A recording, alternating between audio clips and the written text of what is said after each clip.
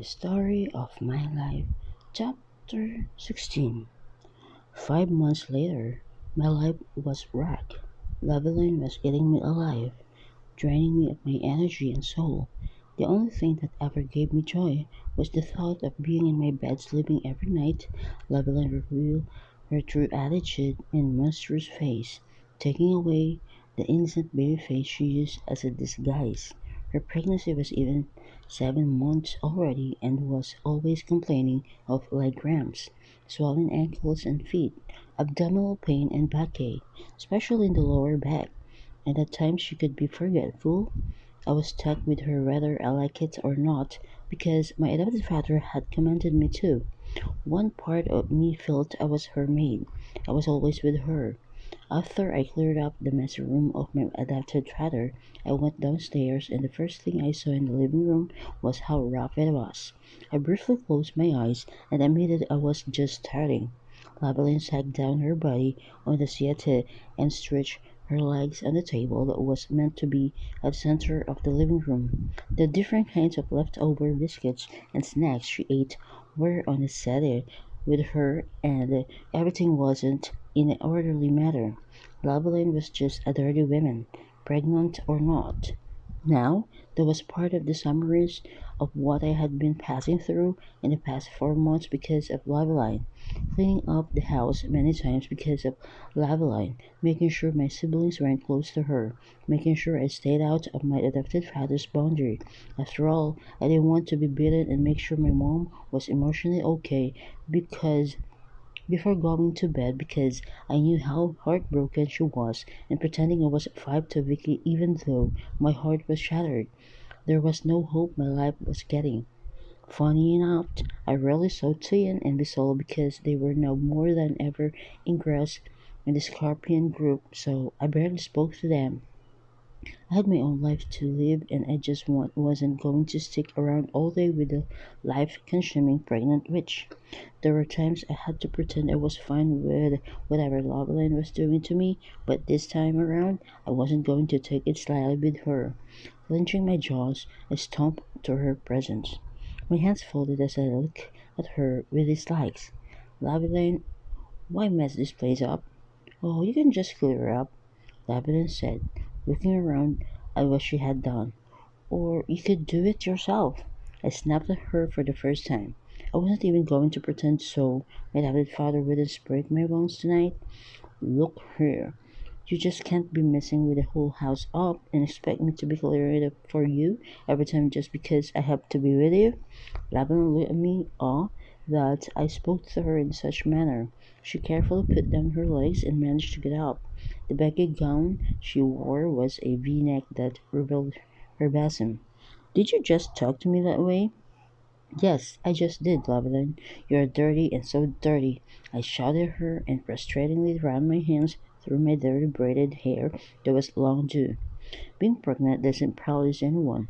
You are just too lazy to do anything you know you are capable of doing in the condition you are. I'm not your maid. So, but your father.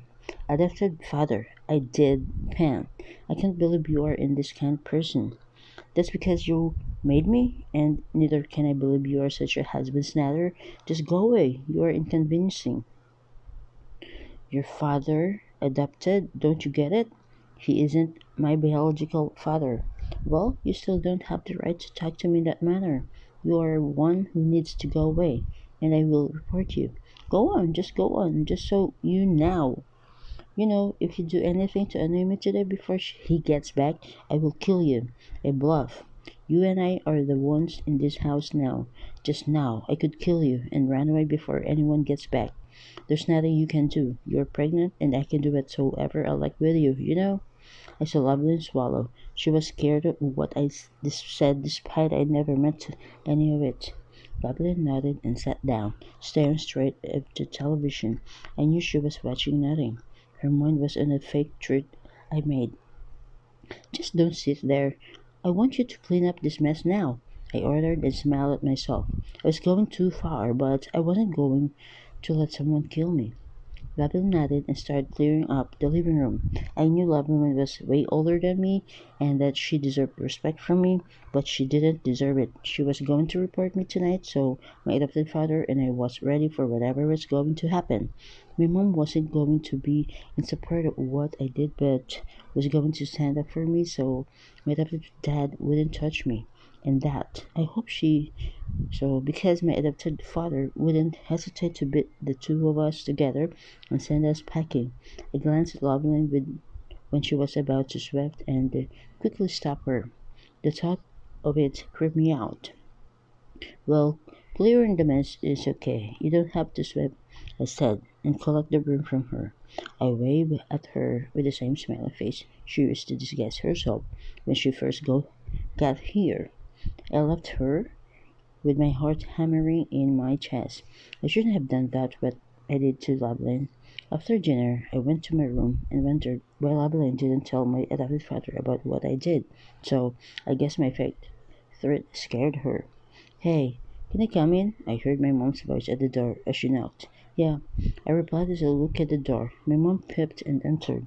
She had a beautiful smile that made me smile back at her and wondered why my adopted father stopped paying attention to her. To this widow old woman in my present, hey, hey, she sat next to me. Bisola called to say she's back in town. Oh, I said as I lifted my eyebrows. Bisola and Toyin had mentioned something about going on a vacation with some of their partners in the Scorpion group. They were in, and that their boss was the one paying their bills, and here I was, in my house, stuck with Loveline. Christmas came and went as if it was normal day, which was for me. I remember I was with Loveline, massaging her feet while Mr. Johnson was away and my siblings were with my grandparents. I glanced at the calendar I hung on the wall and saw that it was the last day of December. Then I realized it was Toyn's birthday yesterday. I had forgotten about it. Mom, where is your phone? Did Toyn call? No, she didn't call when I was away. Toyn must be mad at me. Yesterday was her birthday and I completely forgot. Mom, I haven't wished her. Oh, baby, I seriously need to get you a phone, but you understand what's going. I frowned when I noticed how sad my mom's face had become. Mom, can I borrow yours? Yes, she said and passed me with her phone. I clicked in and dialed her number, silently praying she would pick up. I felt my mom's hand on mine and looked at her, gave her a brief small smile and realized how skinny she was, becoming well. I waited for Toyin pick up to call. The girl was mad at me. Hmm. I heard Toyin's voice. She finally picked up. Hello? What? She snapped. Hmm. First of all, happy belated birthday. Wishing you more of it. And I am so sorry for wishing you so late. I never. Thank you for wishing me. I gotta go sleep now, she said, and I felt hurt. Hey, please don't. So you forgot, right? I went mute, wondering if I should lie or not. Nah, yeah, I did. I forgot. You know, it was never happened before. You forgot about Bisalis too? You are so forgetful these days. I'm sorry, I have been busy lately, and you know this? Lebanon isn't taking it easy on me. Did I mention I spent Christmas massaging her feet? I'm always with her for 24 hours. I said, though exaggerating the last statement, I'm sorry. The elderly went silent at first. I thought she had hung up on me. No, I'm sorry. I should have understood you better. I didn't know it was getting worse. I'm sorry. I could detect she was sorry for me. So, how was it? Fun, she screamed happily. We were on a good terms now. You know, we went on vacation, so I celebrated my birthday there. Vicky wanted to show up, but I told her not to, considering she doesn't know about the group I'm in, but she saw the videos. Oh, great. I faked my excitement for her. I wish I was there with her, but I couldn't. You aren't happy, are you? I took a look at my mom, who was already lying in the bed before answering her. Of course, I'm happy for you. Tosin, I could imagine her rolling her eyeballs. I just wish I was there with you, and I miss you. And Bisawa, she called my mom and said that you guys were back. Yeah, today. Is she still mad at me? No, she's not. We should meet up soon, don't you think so? Yeah, we should. Fine, let's meet up. At Mrs. Johnson silently pushed the door open and looked at me with anger, and I instantly couldn't hear what Tony was saying again. He marched forward, and my heart beat as usual. He swung his fist on my face, making me fall in the bed as the cell phone fell off my hand. I felt my cheek burst, and I felt the taste of blood. I pushed myself up and held my face, looking up at his horrifying, monstrous face. He was pissed off, and I knew what caused it.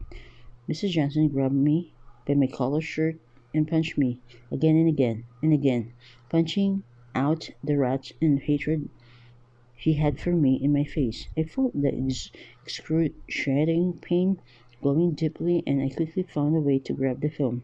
I'm going to call you back, I whispered weakly to shut Toyin up from calling out my name. I clicked the red button, and my adopted father smashed on the floor in shock and saw her eyes widen as she placed her hand at the mouth.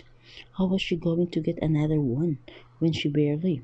She was broke and trying her hardest for my siblings and me to have food in our stomachs.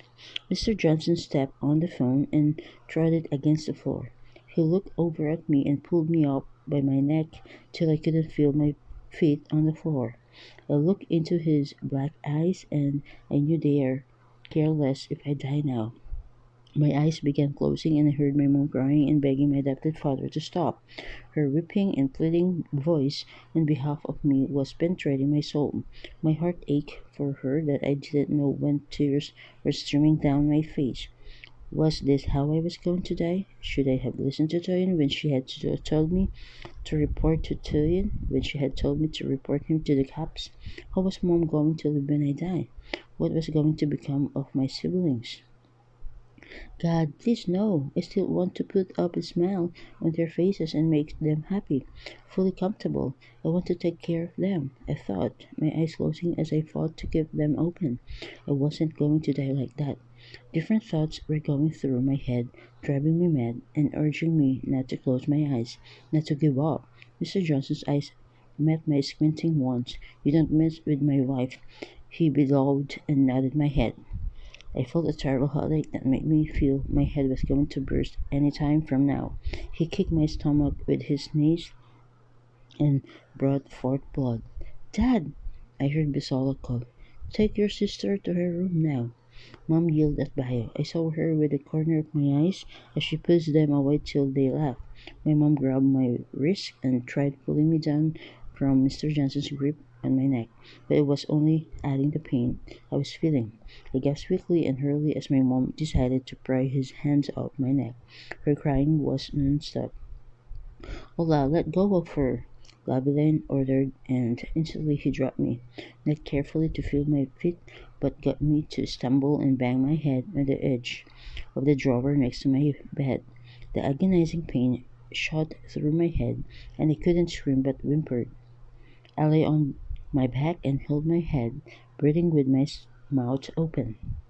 My mom quickly braced me in her arms as she knelt beside me, weeping. You are a monster. I, Mr. Gabe, Mr. Johnson gave my mom a backhanded slap, and she yelped, Shut up. Hey, it's okay, now let's go, Labeline said and pulled him to her. She pecked him, turned his face from us, and finally led him out of my room. My adopted father wasn't drunk tonight. He was sane. He knew what he had done to me, to us, to the adopted daughter he had once loved, and to the wife that begat him 2 children. I stood up with the help of my mother, touched her shoulders, and looked straight into her sad eyes. Her face was weak, and I smiled at her and promised myself I was going to give her the best life she deserved. She was worth more. She was my true mother and heroine. I touched her face and hugged her. Thank you, I said, and started crying, grateful for her efforts in my life and siblings. She pulled me back and bobbed her head. I glanced down at her white shirt and saw that it was stained with my blood. Sorry. No problem. What now? I picked up the damaged phone and removed the SIM card and handed it over to her and held her hands. This, keep it. It contains some important contacts. I'll make sure I get you one. I'll try, Mom. You don't have to, Tessin. She shook her head. You have done enough. Don't kill yourself. You have given me the support, attention, and happiness every child is supposed to give her mother. No, Mom, it's not enough. I will make you happy. I went to the restroom and looked at my messed up face that I didn't know was worse than I had thought. My left eye was swollen and it looked like it was about to close. My lips became big and bruised. Something spicy wasn't going into my mouth, so for some days to come, I turned on the tap of the basin and washed my mouth. It hurt. I wiped my mouth with the water in and poured out light red water. When I got back into my room, I changed my clothes to the boyfriend jeans Bisola had bought me and a yellow top. I took my white sneakers from the corner and wore them too. Where are you off to? To Bisola's. It's late already. I can't stay here tonight or else you will meet my corpse the next day. He could murder, I said, standing up and facing her. Make sure you sleep with the kids. Lock the door. Okay, but don't you have to go anywhere? We can sleep together. All of us. It's 11 already. Don't worry, Mom. I gave her a quick kiss on her lips. I shifted my window, turned and looked and took at my mom. I blew her a kiss and whispered to her, stay safe and stay alive, before I found a way to jump down. I need to shed away from the pain and suffering. Staying home was just going to be a reminder of it all. The dark street was silent, except for a few running cars that made me jump in fright. 20 minutes later, I saw Bisola's house and her room was lit. I climbed the tree close to her windows when the normal thing I was supposed to do was knock on the front door, but I didn't want her mom and dad to see me in the condition I was in. I threw some pebbles I had picked up before climbing and silently called out her name. Bisola came over to the window in a crop top and a wrapper. She opened the window and I jumped and freaking her out. She attacked me unexpectedly and was about to punch my face when she saw that it was me. How did she learn how to do that? It was a fighter skill. She and Toyin puzzled me sometimes. Tosin, Bisola called. Didn't you know I was the one? Of course, you don't pass the window. Toyin does that whenever we want to sneak out to a party, but she's here. What happened to her face? Torin frowned. You said you would call back and then you hung up. And I couldn't call you again. It was going to voicemail when Bisola tried calling. I exhaled, went to sit and narrate it all, every detail. I'm sorry you went through this. I wish I was there to break his bones. No offense, Torin said. What do we do now? Report him? I shook my head. I didn't want him jailed. I looked at my best friends and thought of what they had told me. My life needed to change. I glanced at the wall clock and saw that it was 1 minute to 12. A new year. I gotta start a new life too. Not stuck with Loveland for months. Then I stood up, not thinking twice. I want in. I want to join the Scorpion group.